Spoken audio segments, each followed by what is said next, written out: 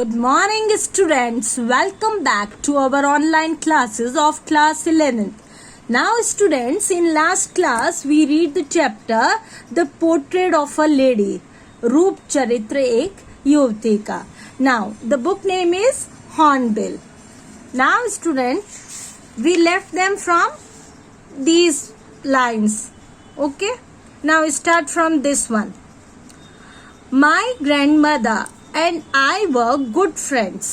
अब यहाँ पर ऑथर क्या कहता है कि मैं और मेरी जो ग्रैंडमदर हैं वो बहुत ही अच्छे मित्र थे. My parents left me with her when they went to live in the city and we were constantly together. कि मुझे जो है मेरे माता पिता कब छोड़ गए थे, जब वो सिटी में रहने के लिए चले गए थे. She used to make me up in the morning and get me ready for school. वो क्या करती थी, सुबह मुझे जल्दी उठाती थी और मुझे तैयार करती थी स्कूल के लिए. She said her morning prayer in a monotonous sing song while she bath and dressed me in the hope that I would listen and get to know it by heart. I listened because I loved her voice but never bothered to learn it. मैं रोज सुबह सुबह अपनी grandmother की आवाज सुनता इसलिए था कि मुझे उनकी आवाज बहुत ही अच्छी लगती थी, लेकिन वो कहती क्या है, गा क्या रही है, वो मुझे याद नहीं हो पाता था. Then she would fetch my wooden slate and which she had already washed and plastered with yellow chalk, a tiny earthen ink pot and a red pen. अब वो क्या करती थी, मेरे लिए एक वुडन जो स्लेट, बहुत ही पुराने जमाने में स्टूडेंट्स आप अपने पेरेंट्स से पूछें अगर तो आपको पता चलेगा, एक बहुत ही पीली तख्ती जैसे हुआ करती थी, एक वुडन स्लेट हुआ करती थी. उसको रोज है ना पोतना पड़ता था, कलर करना पड़ता था उसको, और उसके बाद उससे शाही से काले कलम से उसको लिखना पड़ता था जो भी उसके ऊपर लिखते थे. देन वो उसके लिए रोज तैयार करके रखती थी उसकी grandmother. Tie them all in a bundle and hand it to me. After a breakfast of a thick stale chapati with a little butter and sugar spread on it. और फिर वो क्या करती थी, मेरे लिए एक चपाती सी बनाती थी, उसके ऊपर क्या लगाती थी, वो बटर भी और शुगर भी लगा के we went to school. और हम कहाँ के लिए रवाना हो जाते थे, स्कूल के लिए. She carried several steel chapatis with her for the village dogs. और वो क्या करती थी, अपने साथ बहुत सारी चपातियां ले लेती थी ताकि वहाँ के जो गांव के कुत्ते वगैरह है, जानवरों के लिए वो काम आ जाए. My grandmother always went to school with me because the school was attached to the temple. The priest taught us the alphabets and the morning prayer. मेरी जो ग्रैंडमदर थी वो मेरे साथ स्कूल चलती थी क्योंकि उस स्कूल से ही टेम्पल जो मंदिर जो था अटैच था, और वहाँ के जो पुजारी थे वो मुझे अल्फाबेट्स और A to Z जितने भी हमारे अल्फाबेट्स है वो और मॉर्निंग प्रेयर वगैरह जो है उसको सिखाते थे, प्रार्थना वगैरह. While the children sat in the rows on either side of the veranda singing the alphabet or the prayer in a chorus, by my grandmother sat inside reading the scriptures. जैसे ही वो मुझे सिखाते थे तो मेरी जो ग्रैंडमदर थी वो क्या करती थी, स्क्रिप्चर्स क्या होते हैं, धार्मिक जो हमारे पुराण वगैरह होते हैं उनको, वो जो धार्मिक ग्रंथ जो होते हैं उनको वो पढ़ने बैठ जाती थी. When we had both finished, we would walk back and together. This time the village dogs would meet us at the temple door and they followed us to our home growling and fighting with each other for the chapatis we threw to them. और वहीं पर हमें बहुत सारे कुत्ते वगैरह भी मिल जाते थे जिनको हम चपातीज यानी रोटी वगैरह जो है मेरी दादी माँ उनको दे देती थी. When my parents were comfortably settled in the city, they sent for us. And that was a turning point. अब यहाँ पर बात ये आती है कि जैसे उसके माता पिता जो है सिटी में बहुत अच्छे तरीके से सेटल हो जाते हैं तब वो उनको वहाँ पर लाने के लिए कहते हैं, और ये उनके जीवन का एक टर्निंग पॉइंट था, एक बदलाव था. इन अवर फ्रेंडशिप, किसमें था, फ्रेंडशिप में, उनकी मित्रता में.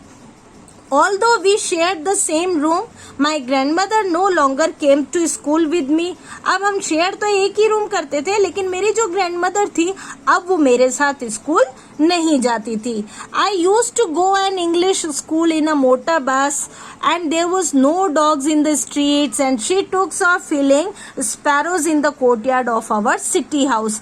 अब वहां पर स्कूल में क्या थे, मोटर बस से मैं जाता था और जो स्ट्रीट्स में गलियों में कुत्ते वगैरह भी नहीं मिलते थे। And took to feeling sparrows in the courtyard of our city house, और वहां पर क्या थी, बहुत छोटी छोटी सी चिड़ियाएं थी जो उन्हें कोर्टयार्ड में बागान में मिलती थी। As the years rolled by, we saw less of each other. For some time, she continued to wake me up and get me ready for schools.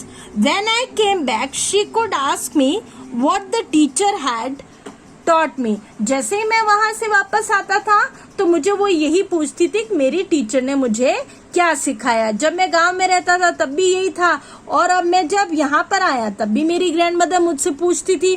I would tell her in English words.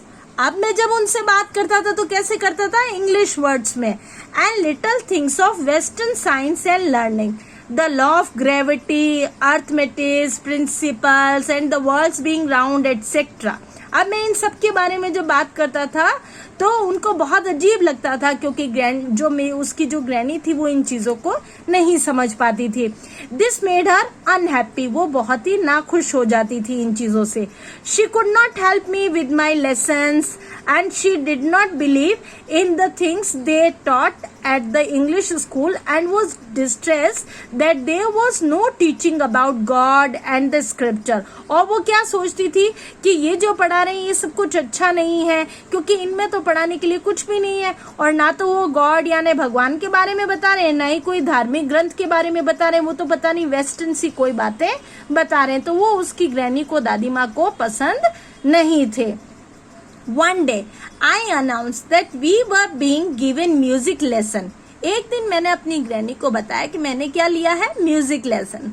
She was very disturbed.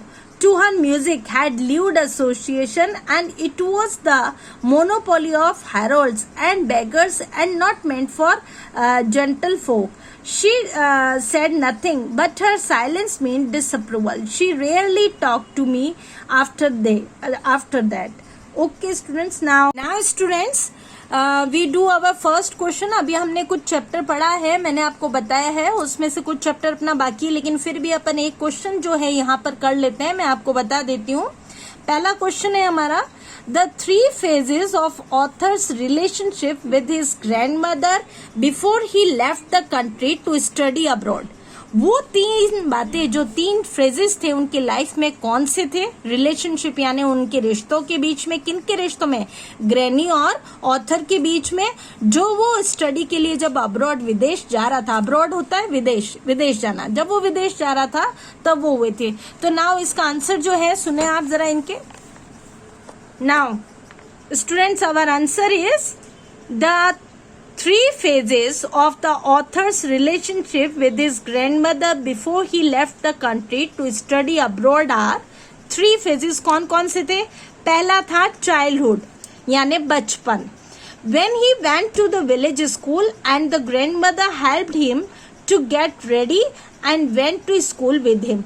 पहला जो childhood यानी बचपन का जो relationship था, उनका जो रिश्ता था वो बहुत अच्छा था, मजबूत था, क्योंकि तब वो क्या था, तब उसकी जो ग्रैंडमदर थी उनको तैयार करती थी और स्कूल भेजती थी। नाउ दूसरा जो फ्रेजेस है स्टूडेंट्स वो है बॉयहुड का। बॉयहुड में when he went to the city school in a bus. अब यहाँ पर थोड़ा सा डिफरेंस आ जाता है रिलेशनशिप में। क्यों? क्योंकि अब वो अपनी सिटी के स्कूल में जा रहा है और अब उसकी ग्रैनी भी उसको छोड़ने नहीं जा रही क्योंकि वो बस में जा रहा है। He shared a room with grandmother. वो अपनी ग्रैंड मदर के साथ जो है अपना रूम तो शेयर कर रहा है, but she could not know longer help him in his studies. लेकिन उसकी पढ़ाई में वो बहुत लंबे समय तक उसकी हेल्प यानी मदद नहीं कर सकती, लेकिन जब वो गांव में रहती थी तब उसकी मदद कर सकती थी।